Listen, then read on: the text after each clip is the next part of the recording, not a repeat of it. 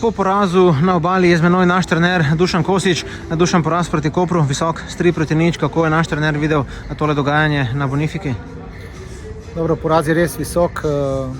Nogometni momenti nam v zadnjem obdobju ne grejo na roko. Moram reči, da neka vložena energija v današnje srečanje je bila boljša kot na zadnjih tekmah. Skušali smo se zbuditi, skušali smo biti agresivni, vendar pa je šla tekma v tej smeri, da na koncu je moramo pošteno priznati, da je domačin zasluženo zmagal.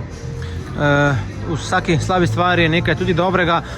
Bilo je nekaj svetlih točk tudi na današnjem srečanju. V prvem polčasu smo se, Dušan, postavili kar pogumno, precej visoko. Nasprotnik je imel težave pri organizaciji svojega napada. Ja, sej to počnemo v zadnjem času.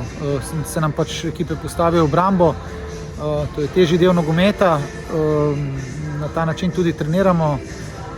Danes je bil mogoče za kanček boljša energija, boljša agresija, več energije so fantje vložili, vendar pa smo dvakrat spustili nasprotnika, da nas kontrira. Tudi v tem so bili zelo dobri. Na drugi strani pa celo vrsto nekih situacij, ki smo jih imeli, nismo dovolj dobro izkoristili in na koncu izgubili.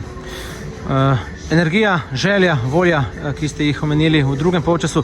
Fantom za teh drugih 45 minut težko kaj očitamo, kaj ne? Pa sej tudi v prvih polčasu je bilo nekaj dobrih stvari. Dobili smo ta dva gola dosti naivno, bi rekel, ampak tudi v drugem polčasu borili smo se do konca, fantje se niso predali, niso odnehali, to mi je pomembno, vendar pa na koncu štejejo samo točke. Dušan, hvala lepa in srečno.